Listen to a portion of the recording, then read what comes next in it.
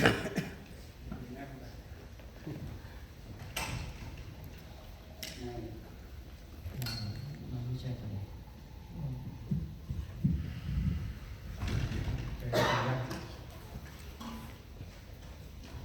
khăn mai bư tinh năm nào ngơi lời cái nông yết chi đi đơm khăn mai nam trong cái chuyện này giờ lát tới lát tu hay buri cái nông yết chi đi một bư tinh năm nào ngơi ốc bằng chín năm phù tu hay buri quanh mù mặt bằng nó quanh mù mặt bằng tầm mặt chóc trong cái chuyện quan chi đi chi sơ Muhammad bằng nam bằng tu tạm tộc anh chi đi chơi rô nào bằng chi dạ là bu nam sắc wing chi đi soi wing bằng nào quay quá cứ nào còn mẹ mô chi bằng chi uni cái nòng tăng chi đi chơi lời dạ là bằng bư tinh năm nào năm uni bư nét mà kết nào quá mà tăng can tăng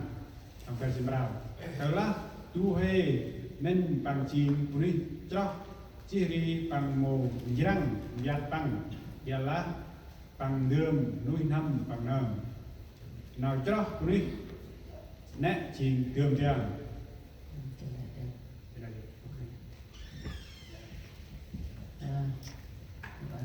tí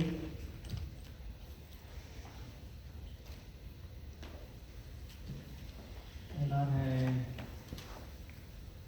đặt trọng tóm cho là định riêng tự tái để sai vậy cái kia nào đặt ra xin ban tim nào nói nào con non nào dân nào mì hàng tây lại rất là bàn đưa nào nói ok hai lo đặt ra nào con non lên lọ lời học giác chi được phải làm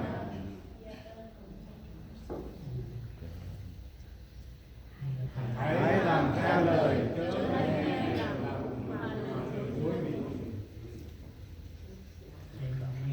tôi and not here only deceiving yourself. Là quay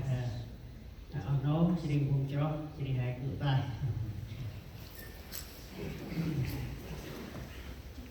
làm cái lối gì kìa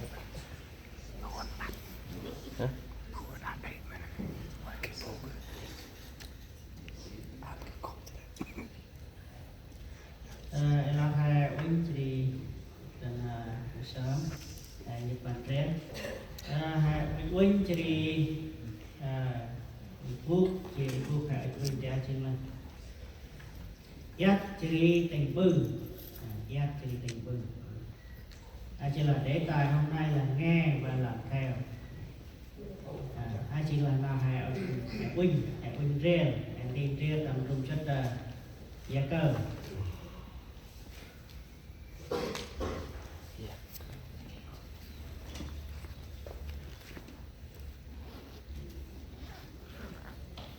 vậy hay sẽ tầm trung chất giá cơ không có ấp cánh đều hay là kia thế bảo ấp cánh đều kia Yuri hay là tâm xuất gia cơ thì không được kia nào là lòng uynh ấp được nào lòng uynh nào trên ta nào lòng uynh vô kia nào vô trợ không tâm rung xuất gia cơ thì không bự tu hê chỉ đang lưu quan bằng hormone quanh ra bằng tu hê đi sẽ đáp chấp tâm quanh ra Yuri hay sai cả trình phai tâm gia cơ thì bằng cả ấp đền tâm xuất gia cơ nào lòng uynh hàng tình Phật để tu hiện tiền trăm bề sự thử thách nào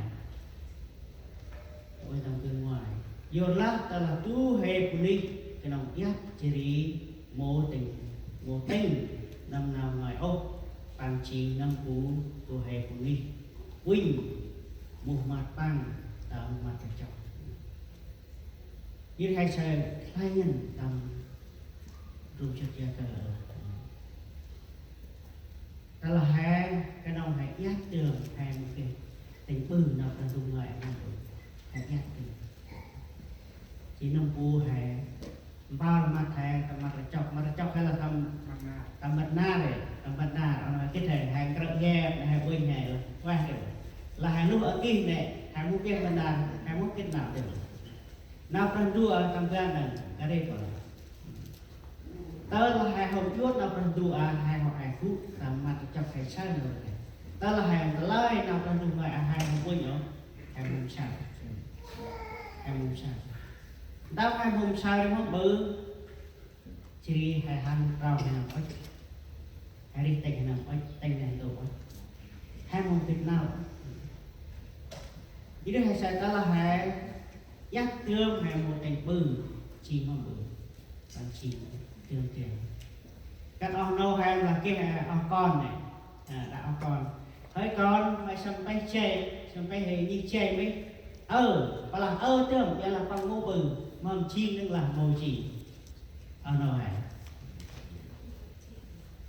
và mồi chim và là trương chỉ con ngô bự mày xong tay chè mấy và là trương vậy là con ngô bự con biết thật này chi chè này hôm ai là nào cả ai ô cái nào cả ý tâm gia cơ thằng gan đang còn tao làm phục cho một vài để hãy nhát chỉ đi hãy bị vua bằng chi mà cả thầy chân mặt thầy là ý sao ta trình gia cơ của chúng ta để trình khai nhân làm phục cho thầy là bằng ba chúng ta ta trình kèm mà hãy vua chỉ nào bằng đúng là trình kèm mà tôi tâm là luôn hầm hay nay trình ý nào được khai cái thứ hai sai tâm rung chất Luca rung chất Luca chương 6 câu 46 là sao các con gọi ta Chúa mà không làm theo lời ta phán.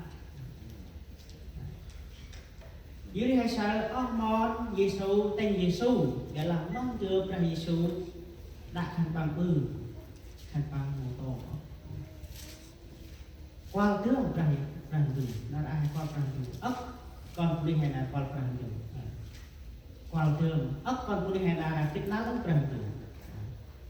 giờ là một chót rằng gì là hay là mấy kết rằng gì là kết dưới rằng gì còn mỗi cho hay qua trường phải nghe phải làm theo chỉ nghe thôi mà không làm theo đừng có bự bằng một cái chi dưới hai sai là ra đồng tiền đó là hạt tương hạt một bự chỉ bằng một cái họ riêng họ dưới hai sai tam gia ra đu gác chỉ cũng cho hạt đồng tiền ăn hạt gác chỉ nào ra cùng chỉ ăn hạt tình bự nay chỉ tu đi thì nào play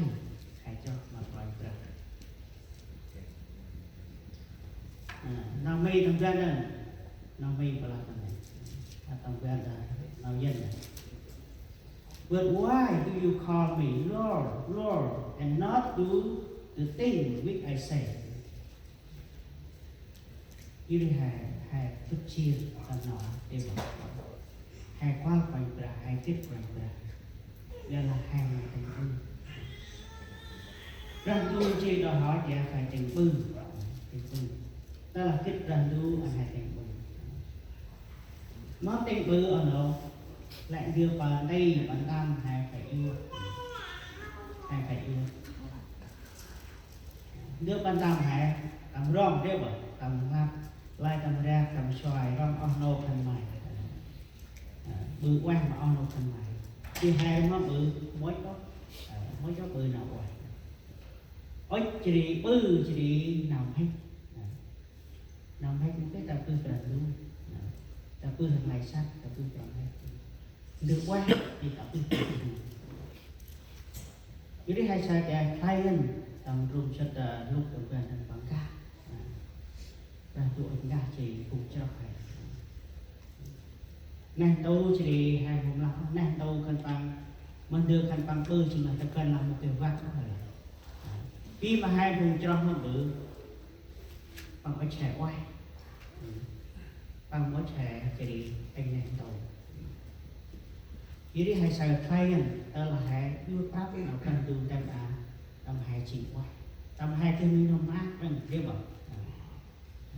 tao nên nằm hai ra sai cũng không bự tao nên nằm hai con kia nào để chức và một cái quay một cái thoải mái của mình không ta nào mình đó là hai cái mình không quay nằm mình quay nó bự hàng mát còn mình nằm hai được nào quay đây chỉ tu đi chỉ nào quay jadi cấp bây giờ chỉ là Quỳnh đệ chỉ là tầm đọc E hay là tầm Hawaii này hay Quỳnh đệ cái này giờ ông nói hay kết nâng tầm Hawaii này jadi cái trong bao rút kia hay sao ông xa như xe thế bảo jadi hay sao tầm ông xa tầm như xe nó bự hay mát là ngọt hay ngọt vô là tầm khu ấy nè mà bự đọc cụ bao lớn chỉ là đọc hay là nổi tiếng đọc bao lớn đọc quét hay là đọc bao lớn đọc này cụ ấp cụ rồng con du lịch hay là nó bự hay là ta em nó bự kia DJ ở điện tử BMW cái này Lexus cái này thì DJ nó bự hàng tỷ cái này nó bự million cụ cha DJ nó bự hay là cô nào hay là tôi mới mát không mình thì sao đấy muốn cái tôi đây nào quen